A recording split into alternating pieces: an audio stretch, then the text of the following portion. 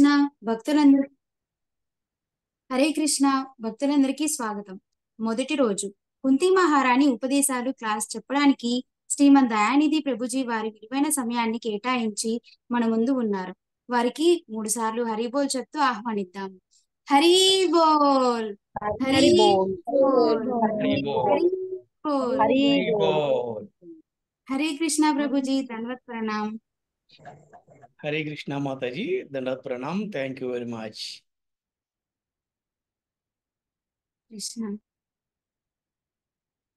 ओम अज्ञानतिमिरान्धस्य ज्ञानाञ्जनशलाकया चक्षुरुन्मीलितं येन तस्मै श्रीगुरवे नमः।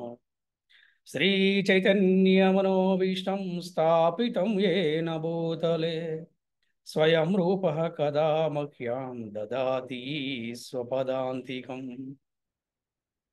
नारायणं नमस्कृत्य नरं चैव नरोत्तमं देवीं सरस्वतीं व्यासं ततो जयमुदीरये। नष्टप्रायेषु अभद्रेषु नित्यं भागवत सेवया भगवती उत्तमश्लोके भक्तिरभवति नैष्ठुकी। कृष्णाय वासुदेवाय देवकीनन्दनाय च नन्दगोपकुमाराय गोविन्दाय नमो नमः। नमो विष्णुपदाय कृष्णप्रेष्ठाय भूतले श्रीमते भक्तिवेदान्तस्वामिनिति नामिने। नमस्ते सरस्वती देवे गौरवाणी प्रचारिणे निर्विशेषा शून्यवादी पाश्चात्य सतारिणी।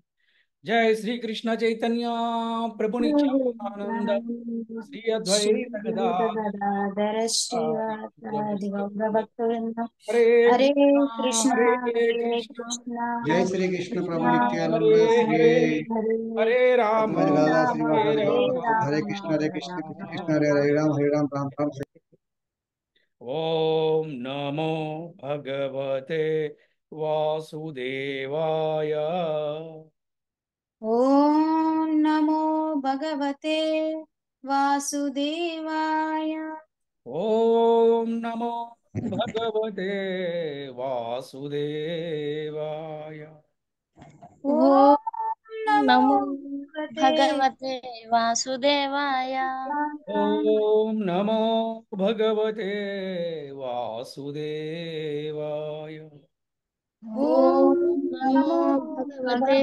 वासुदेवाय. हरे कृष्ण। భక్తులందరికీ శ్రీకృష్ణ శుభమస్తు. ఈ రోజున కుంతి రాణి ఉపదేశాలు మనము చెప్పుకుందాము. కుంతి మహారాణి యొక్క ఉపదేశాలు చెప్పుకునే ముందు వారి యొక్క పరిచయం కూడా తెలుసుకుందాము. కుంతి మహారాణి ఎవరు, కుంతి మహారాణి తండ్రి ఎవరు, కుంతి మహారాణి యొక్క అసలు పేరు ఏమిటి, కుంతి మహారాణికి ఎటువంటి వరాలు ఉన్నాయి,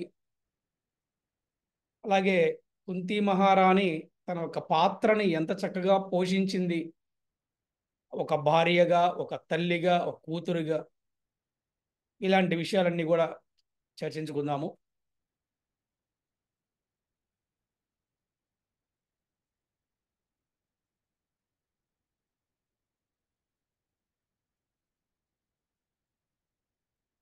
ఈ ప్రాచీన భారతదేశ చరిత్రలో ఒక వెలిగిపోయింది ఒక కథ, యథార్థమైనటువంటి కథ.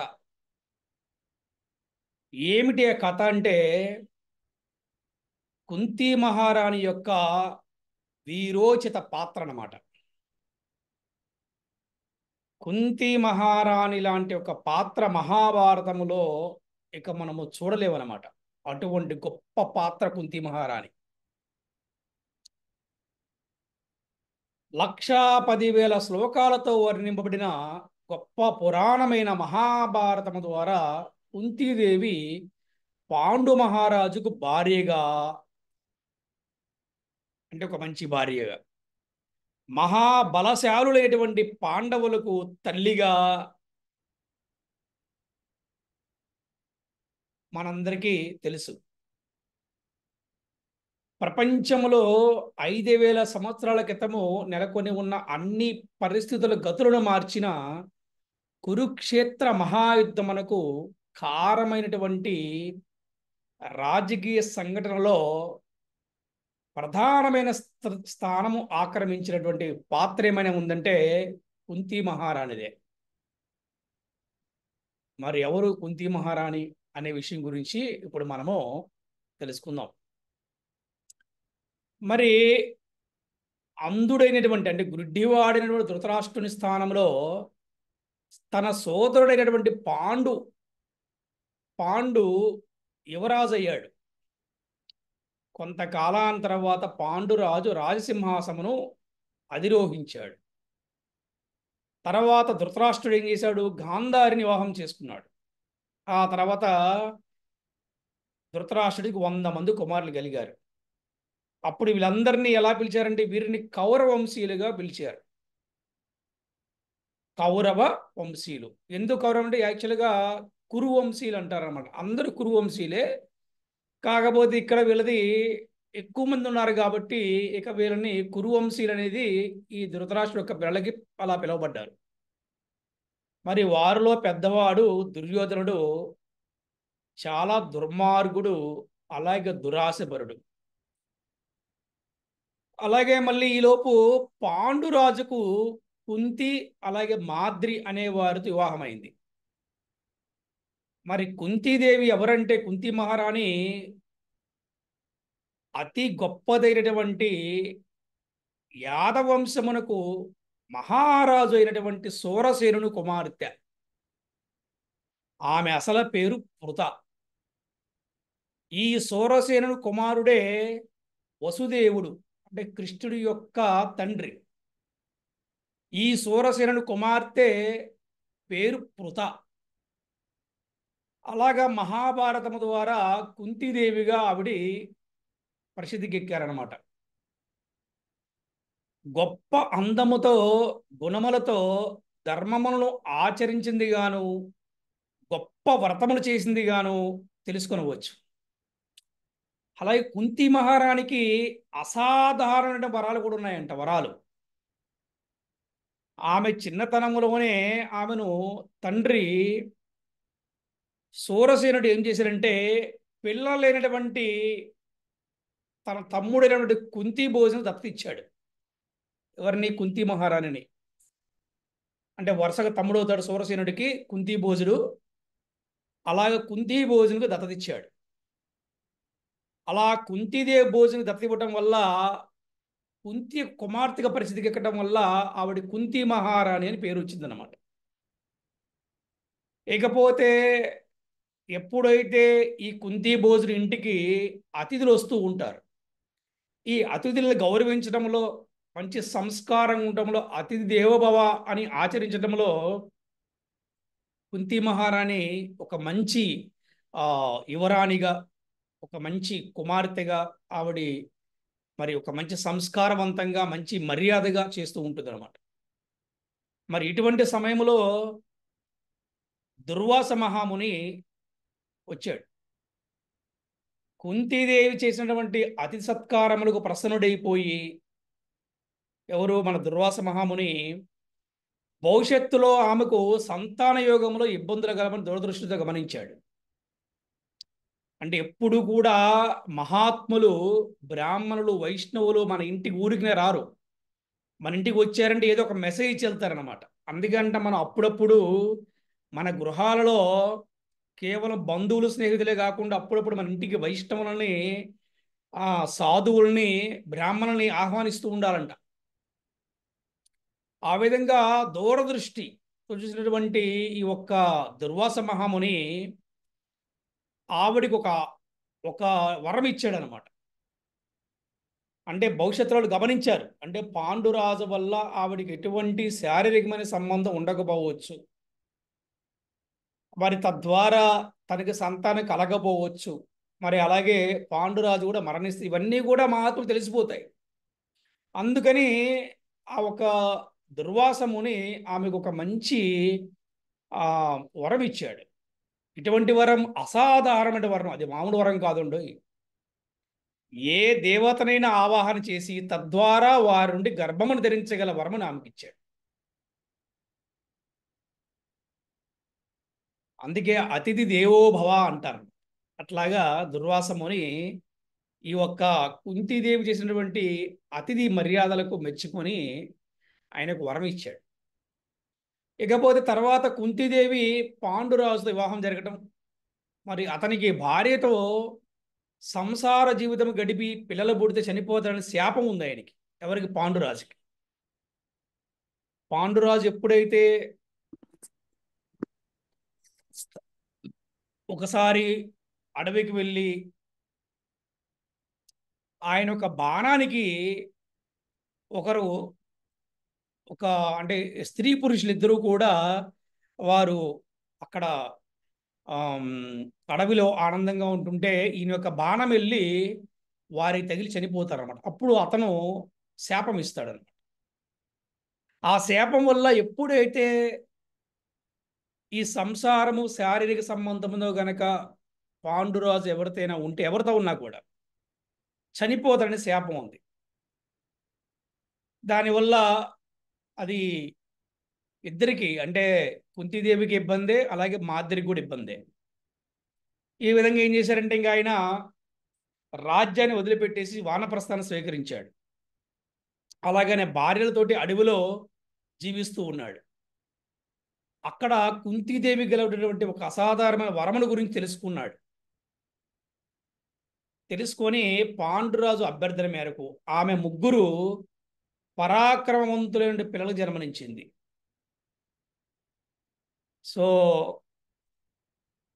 అంటే గొప్ప భర్త అనమాట. అంటే ఆ రోజు సంతానం దేనికంటే సమాజానికి మేలు చేయటం కోసం, తల్లిదండ్రుల ఆనందం కోసం, అలాగే సమాజానికి కూడా మేలు చేయడం కోసం సంతానాన్ని కనేవాళ్ళు ఆ రోజుల్లో.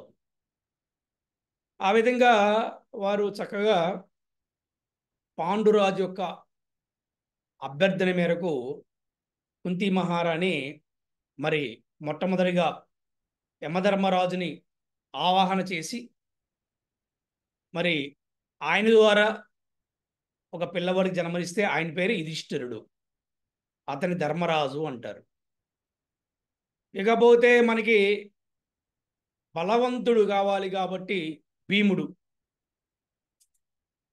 అట్లాగా వాయుదేవుణ్ణి ఆవాహన చేయటం వల్ల భీముడు. అలాగే తర్వాత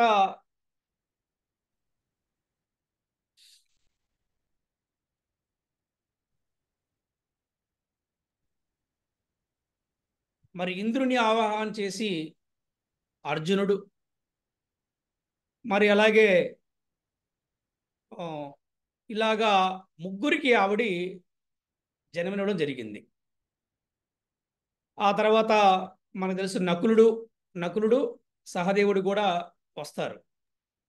ఏమంటారు వాళ్ళని? అశ్విని దేవతలను వారు ఆవాహన చేయటం వల్ల ఈ విధంగా మొత్తం 5గురు వీళ్ళనే పంచపాండవులుగా చెప్తూ ఉంటారన్నమాట. ఎప్పుడైతే ఈ పాండురాజు సింహాసనం వదిలి వానప్రస్థాశ్రమంలో ఉన్న కారణంగా పాండురాజు పెద్ద కుమారుడు యుధిష్ఠిరుడు పెద్దవాడయ్యే వరకు ధృతరాష్ట్రుడు తాత్కాలికంగా రాజసింహాసనం అధిష్ఠించాడు. అంటే కార్యనిర్వహణ రాజు అంటారన్నమాట. ఈ విధంగా తర్వాత మళ్ళీ ఆయన శాప ప్రభావంతో పాండురాజు మరణిస్తారు. అంటే అక్కడ మాద్రి తన భర్తని ప్రేరేపిస్తుంది. దానివల్ల మన పాండురాజు మరణిస్తాడు. ఈ పాండురాజు మరణించడం వల్ల మాద్రి చాలా బాధపడి మాద్రి కూడా తన భర్తతో పాటే చనిపోతుంది. చూడండి కుంతీదేవికి ఎంత కష్టం అంటే అది మామూలు కష్టం కాదనమాట. అంటే ఒక పక్కన వివాహమైంది,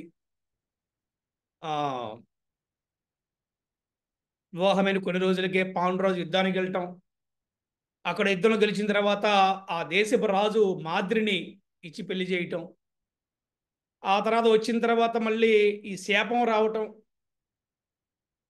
ఇలాగా జరగటం వల్ల సరే ఈ ముగ్గురు పిల్లల్ని తీసుకున్నాం అనుకునేపాటికి ఈలోగా మాదిరి కూడా ఇక నా వల్ల కాదు, నేను కూడా నా భర్తతో పాటు వెళ్ళిపోతాని చెప్పేసి ఆవిడ వెళ్ళిపోవటం, ఆ మాదిరి రిక్వెస్ట్ చేయటం వల్ల ఇంకొక ఇద్దరు మాదిరికి ఆ వరాన్ని ఇవ్వటం వల్ల మళ్ళీ ఇంకొక ఇద్దరు పుడతాం.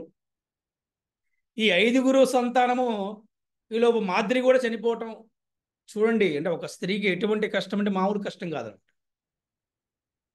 ఇక తర్వాత మొత్తం బాధ్యత అంతా ఎవరిదంటే కుంతీదేవికే. మాదిరి కూడా ఆ కుంతీదేవికే అప్పచెప్పేస్తుంది. అప్పచెప్పేసి ఆ కుంతీదేవి కూడా మాదిరి కూడా భర్తతో పాటు సతీ సహగమనం చేశారు.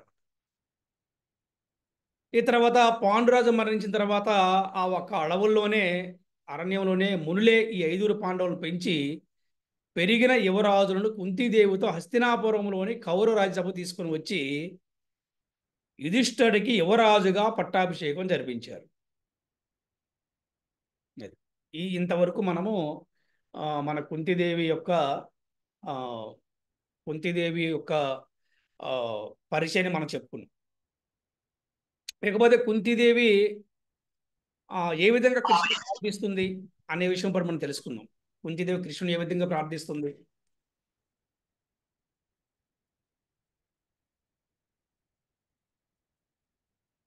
కుంతీదేవి అంటుందంటే ఒకసారి కృష్ణుడి రథం దగ్గరికి వెళ్ళి శ్రీకృష్ణ రథం దగ్గరికి వెళ్ళి ఆయన ఉద్దేశించి ప్రార్థిస్తుంది అనమాట. ఏ విధంగా అంటే,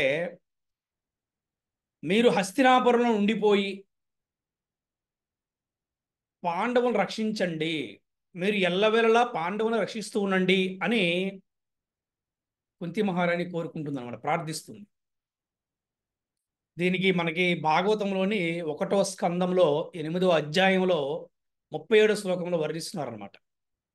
హే ప్రభు, సర్వకర్మలను స్వయముగా నీవే వనరించి ఉంటివి, అయినచో అన్య ఆశ్రయము లేకుండా నీ కరుణపైననే మేము సంపూర్ణముగా ఆధారపడినప్పటికీ రాజులందరూ మా ఎడ శత్రుత్వముని కలిగి ఉన్న ఈ సమయమున మమ్ము విడిచి వేయుచుంటివా ప్రభు, అందుకని మీరు మాత్రం మమ్మల్ని విడిచిపెట్టకుండా వినండి అని కుంతీదేవి ప్రార్థిస్తుందంటే శ్రీకృష్ణుడిని.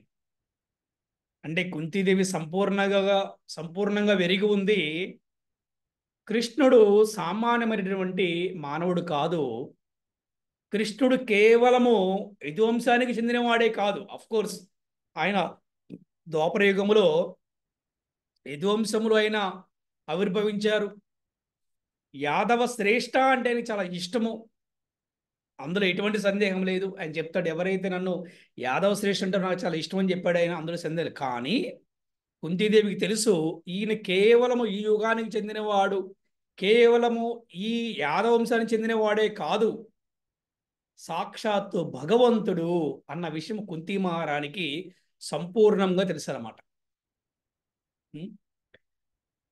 అలాగా మళ్ళీ ఇంకో విధంగా ప్రార్థిస్తుంది అనమాట. ఏ విధంగా అంటే ఇక్కడ మనం ఒకటి అర్థం చేసుకోవచ్చు, ఆ కుంతీ మహారాణికి ఎవరైనా తప్పుగా అర్థం చేసుకునే అవకాశం ఉందన్నమాట. ఎలా అంటే, ఆ మీ దగ్గరే కృష్ణుడు ఉండిపోతే ఇక మరి వేరేళ్ళ పరిస్థితి ఏంటి అని. కానీ ఆమె ఆమె అనుభవించిన కష్టాలు సామాన్య మానవులు అనుభవించే వాటికన్నా దారుణమైనవి. అది మామూలుగా ఎవరు కూడా వాటి నుంచి అసలు తట్టుకుని చాలా కష్టం అనమాట. కానీ ఆమె వాటి నుండి బయటపడాలనుకోవటం లేదు. ఆవిడ యొక్క ఉద్దేశం ఏమిటంటే, పైగా ఇంకా ఎన్నో ఆపద తమ కలగాలని, తద్వారా భగవానుపై తమ భక్తి పెరిగి తమకు విముక్తి కలగాలని కోరుకుంటుంది ఆవిడ. ఇది చాలా చాలా ఇంపార్టెంట్, రాసుకోండి. ఏం కోరుకుంటుందంటే కుంతీ మహారాణి, మాకు ఎప్పుడైతే కష్టాలు ఉంటాయో అప్పుడే నువ్వు గుర్తుంటావు. ఇది అంటే కష్టం లేకపోతే మానవులకి నువ్వు గుర్తుండవు కృష్ణ. అందుకని కృష్ణుడు ఎప్పుడు కూడా మాతో ఉన్నాడు కోరుకుంటుంటాను. కృష్ణుడు ఎప్పుడు మాతో ఉంటాడంటే, మాకు ఎప్పుడు కష్టాలు ఉంటే కృష్ణుడు ఎప్పుడు మాతో ఉంటాడు. అసలు ఇలా ఎవరన్నా కోరుకుంటారా? అదనమాట. ఓ కృష్ణ, విషాహారం నుండి, మహా అగ్ని నుండి, నరమాంస భక్షకుల నుండి, దుష్ట సభాగృహము నుండి, అరణ్యవాసపు కష్టాల నుండి ఎంతో మంది మహారథులు పాల్గొన్నటువంటి కురుక్షేత్ర రణము నుండి మమ్ము రక్షించితివి. అదే విధముగా ఇప్పుడు అశ్వత్థామ ప్రయోగించినటువంటి బ్రహ్మస్త్రము నుండి మమ్ము కాపాడితివి. మరల మరల నీ దర్శనము కలుగునట్లుగా ఆ విపత్తులన్నీను మరల మరల గలుగవలనని నేను నిన్ను కోరుచున్నాను.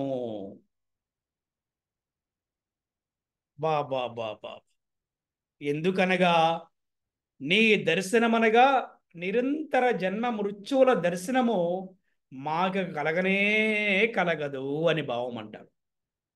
కృష్ణుడి దర్శనం చేసుకున్న వారికి కృష్ణుడు ఎప్పుడైతే ఎవరితో ఉంటారో వారికి మళ్ళీ ఈ జన్మ మృత్యు అనేది ఉండదంట. ఎక్కడ చెప్తున్నారంటే భాగవతము 1వ స్కందము 8వ అధ్యాయంలో 24-20 శ్లోకాలలో ఇక్కడ కుంతీ మహారాణి ఈ విధంగా ప్రార్థిస్తుంది అనమాట. ఓ కృష్ణ, భీముడికి విషాహారం పెట్టాడు దుర్యోధనుడు, అక్కడి నుంచి కాపాడాడు. మహా అగ్ని అంటే లక్క గృహంలో అగ్ని పెట్టారు అక్కడ, అక్కడి నుంచి కాపాడారు. మరి ఎంతో మంది నరమాంస భక్షణ ఉండి మరి ద్రౌపదికి ఎంత అన్యాయం జరిగింది చెప్పండి ఆ ఒక్క మయసభలో, అక్కడి నుంచి కృష్ణుడు కాపాడాడు. అరణ్యవాసంలో అడవుల్లో ఎన్ని కష్టాలు పడ్డావు, వీటన్నింటి నుంచి కూడా నువ్వు కాపాడావు. ఆఖరికి అశ్వత్థామ ప్రయోగించిన బ్రహ్మస్త్రం నుండి కూడా మమ్మల్ని కాపాడావు. చూసారా, మరలా మరలా నీ దర్శనం కలుగునట్లుగా మరలా మరలా కూడా మా కష్టాలు కావాలని కోరుకుంటున్నా అని చెప్తుంది ఆవిడ. చూడండి, ఎందుకంటే నీ దర్శనం ఉంటే చాలు, నీ స్మరణ ఉంటే చాలు, మా దగ్గరికి జన్మ మృత్యు అని రానే రాదు.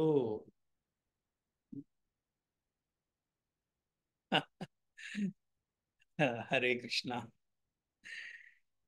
కుంతీదేవి యొక్క ఈ పలుకులు మనకు చాలా సులభముగా అర్థమవుతాయి. ఆత్మ జ్ఞానం పొందిన ఒక భక్తురాలి హృదయాంతరాములలో గల ఆధ్యాత్మిక భావాలు, స్థిరమైన తాత్విక చింతన, ప్రేమ, భక్తి, భగవద్విజ్ఞానంలో ఆమె గల మేధస్సు మనకు ఈ పలుకుల ద్వారా అర్థమవుతుంది. ఆమె ఈ పలుకులు భక్తిలో పూర్తిగా నిమగ్నమై జ్ఞానముతో భగవంతుని కీర్తిస్తూ ఉంటుంది అన్నమాట.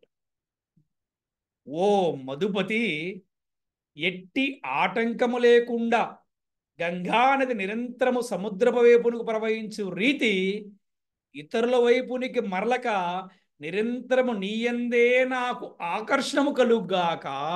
హరే కృష్ణ హరే కృష్ణ కృష్ణ కృష్ణ హరే హరే, హరే రామ హరే రామ రామ రామ హరే హరే. చూడండి, అందుకే కుంతీ మహారాణి యొక్క ప్రార్థనలు, కుంతీ మహారాణి యొక్క ఉపదేశాలు సర్వ మానవాళికి ఆదర్శనీయంగా ఉన్నాయన్నమాట. అందుకే ఎవరైతే కుంతీ మహారాణి యొక్క ఉపదేశాలు వింటారో వాళ్ళ భక్తిలో ఉన్నతమైన స్థాయికి వెళ్ళొచ్చనమాట. చూడండి ఎలా పోల్చింది అంటే, కుంతీ మహారాణి గంగా అనేది ఎప్పుడు కూడా సముద్రం వైపుకే వెళ్తుందంట, ఇంకెటు వెళ్దంట. అలాగే మేము కూడా గంగా నదిలాగా మీ వైపునే ఆకర్షణ అవ్వాలి, ఇంకెటు వెళ్ళకూడదు. ఈ యొక్క విషయాన్ని మనకి భాగవతములో 1వ స్కందములో 8వ అధ్యాయంలో 42వ శ్లోకంలో చెప్పబడింది అనమాట. హరే కృష్ణ హరే కృష్ణ కృష్ణ కృష్ణ హరే హరే, హరే రామ హరే రామ రామ రామ హరే హరే.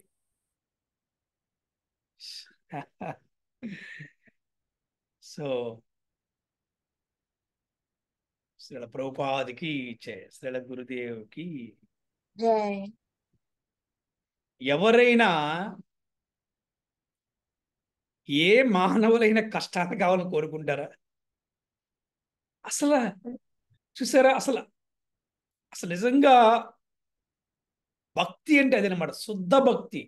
మో అసలు చాలా హయ్యర్ స్టేజ్ అనమాట, చాలా హయ్యర్ స్టేజ్. మరి మన క్లాసులో ఎవరికైనా ఇటువంటి అనుభవాలు ఉన్నాయా? అంటే మన కష్టాలు ఉంటేనే కృష్ణుడు గుర్తుకొస్తాడు అనేటువంటి ఎక్స్పీరియన్స్ మన క్లాసులో ఎవరికైనా అయిందా? మరి ఈరోజు మనము చెప్పుకునే ప్రయత్నం చేద్దాం. హరే రండి.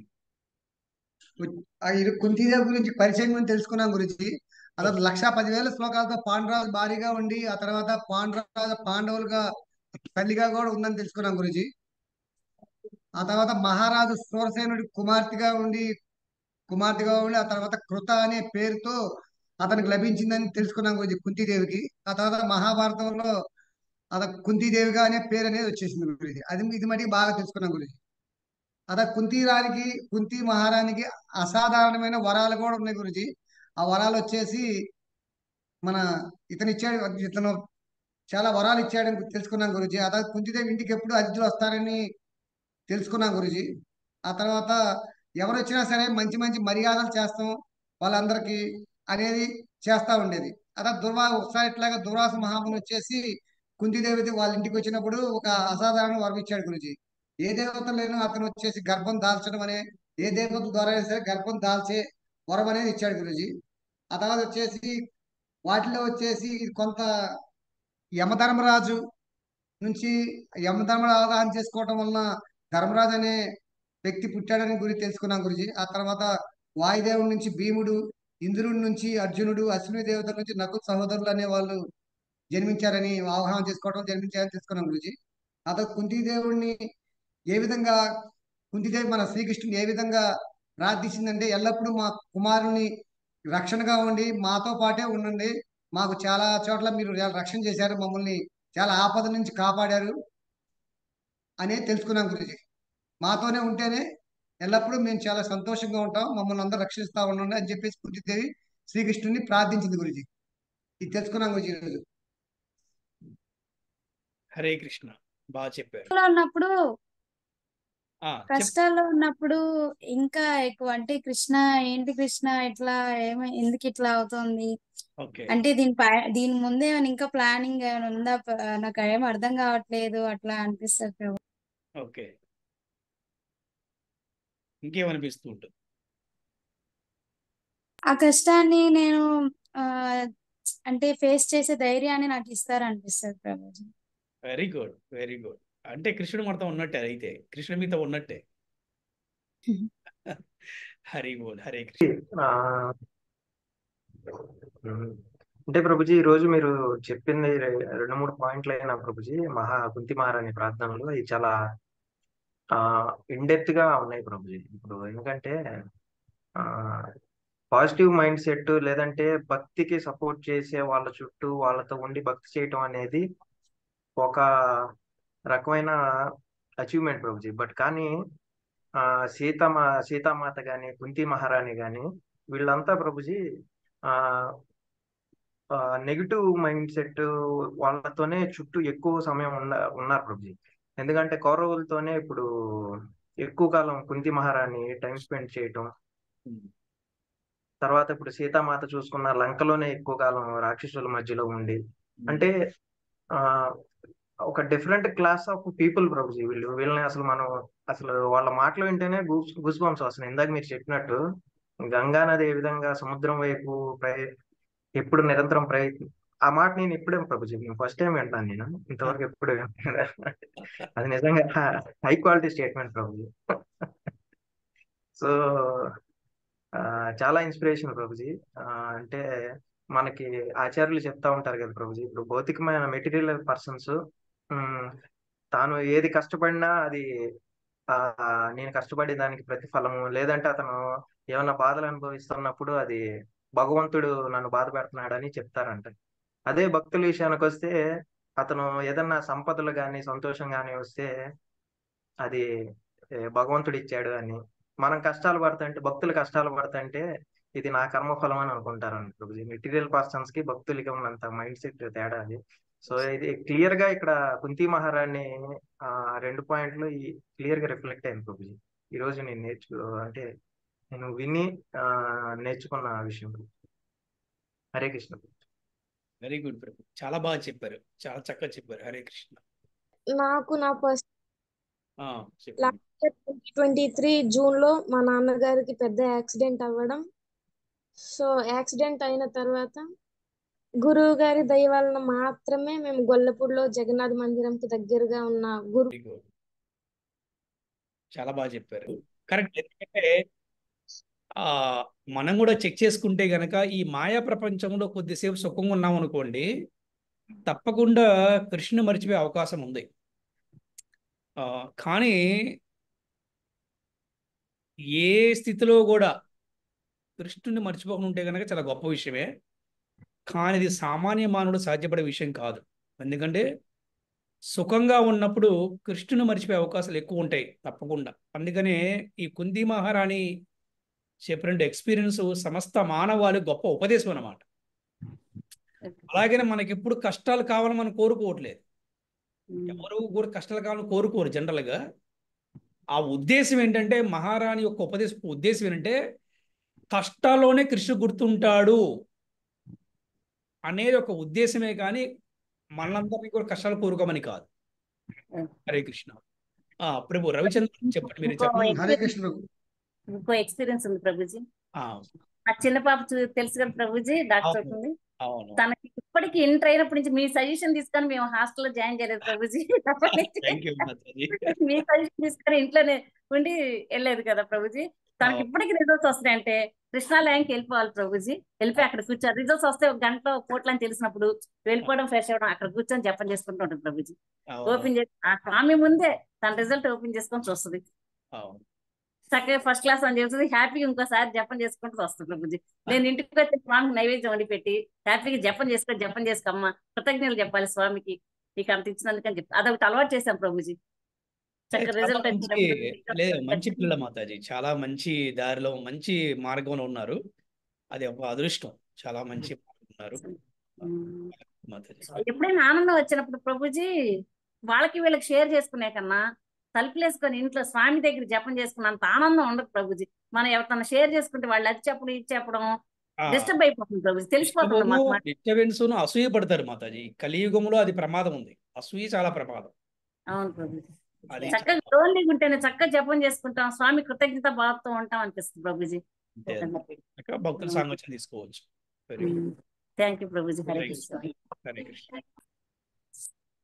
వన్ సెకండ్ మన రవిచంద్ర ప్రభు మన సండే ప్రోగ్రామ్కి వచ్చి భాగవతం క్లాస్ వినేవారు.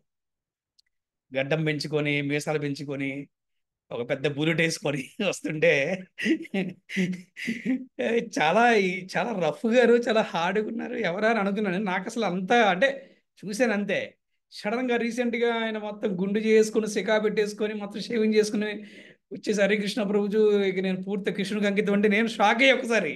ఏంటి బాబు, నేను ఒక్కసారి సర్ప్రైజ్ అనమాట. Surprise, shocking. ఓకే బాగుంది. ఎస్, మంచి పనికి లేట్ చేయకూడదు. సంవత్సరాల బట్టి మనము లేట్ చేయాల్సిన అవసరం లేదు. మంచిని త్వరగా స్వీకరించాలి. ఆ విషయంలో నాకైతే భలే హ్యాపీ అనిపించింది ప్రభు. మీరు ఇదే కంటిన్యూ చేయండి, ఎక్కడా కూడా నో బ్రేక్ అనమాట. ఏదైనా ఇబ్బంది వస్తే నాకు కాల్ చేయండి, నేను మీకు చెప్తాను. కంటిన్యూ చేయండి. ఓకే, ధన్యవాదాలు. హరే కృష్ణ. ఇప్పుడు చెప్పొచ్చు గాయత్రి. హరే కృష్ణ ప్రభుజీ. హరే కృష్ణ. నాకు అందరంత పెద్ద పెద్ద కష్టాలు. హరే కృష్ణ హరే కృష్ణ హరే కృష్ణ హరే కృష్ణ హరే రామ హరే రామ హరే హరే రామ రామ హరే రామ రామ రామ రామ రామ హరే హరే హరే హరే కృష్ణ హరే హరే కృష్ణ కృష్ణ హరే కృష్ణ కృష్ణ కృష్ణ హరే హరే హరే రామ హరే రామ రామ రామ హరే హరే హరే కృష్ణ హరే కృష్ణ హరే కృష్ణ కృష్ణ కృష్ణ హరే హరే హరే రామ హరే రామ రామ రామ హరే హరే గురుదేవికి చేసిన ప్రభుపాదికి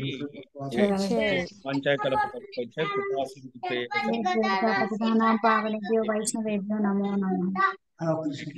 గురుజీ గురుజీ అదే గురుజీ ఈ రోజు మా అబ్బాయి గురు మంత్రం చెప్తాడు గురుజీ. ఒకసారి చెప్పండి. హరే కృష్ణ. గురుజీ, హరే కృష్ణ ప్రభుజీ.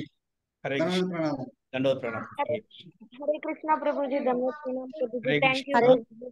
దండోత్ ప్రణామం తల్లి. హరే కృష్ణ ప్రభుజీ, దండో ప్రణామం. హరే కృష్ణ మాతే. దండోత్ ప్రణామం మాతేజీ. హరే కృష్ణ గురుశ్రీ, దండోత్ ప్రణామం. హరే కృష్ణ. దండోత్ ప్రణామం తల్లి. హరే కృష్ణ.